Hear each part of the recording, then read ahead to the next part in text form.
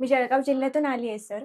मला केळी एक्सपोर्ट करायची आहे. ओके. पण केळी व्यतिरिक्त मी अजून कोणते प्रॉडक्ट्स एक्सपोर्ट करू शकेल? मला तुम्ही प्लीज सजेस्ट कराल?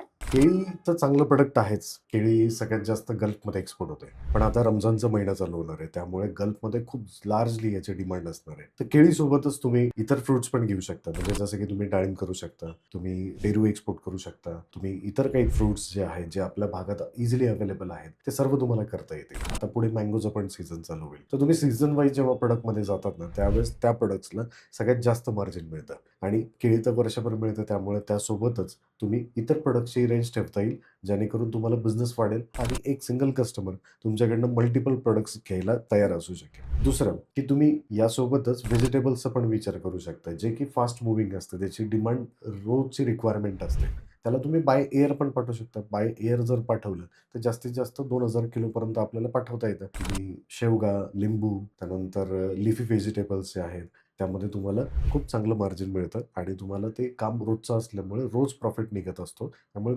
एक्सपोर्ट बिझनेस हा तुम्हाला फार कमी वेळात खूप चांगल्या लेव्हलला घेऊन जाऊ शकेल.